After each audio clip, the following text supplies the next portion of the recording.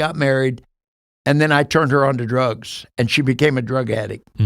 And one day she came home from work and said, something happened to me today. And I said, what happened to you?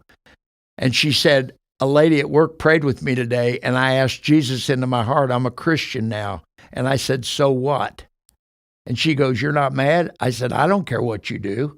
She said, what should I do? I said, I don't know, read the Bible, I guess. And she started reading the Bible, and she fell in love with another man. His name was Jesus. Jesus. Yeah. Wow. And she started praying for me. And then God told her one day, stop preaching to him and just love him. And she said, I can't love him the way he is. He's too mean. And she said, would you give me your eyes to see him through?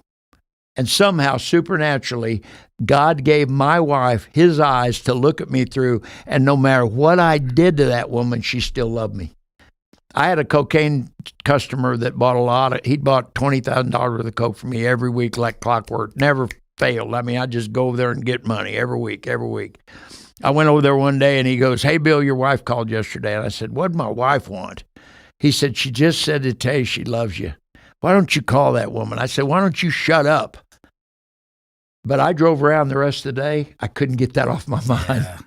And that love, the Bible says in 1 Corinthians 13:8, love never fails. Yeah. And that love drove me nuts. And I finally surrendered.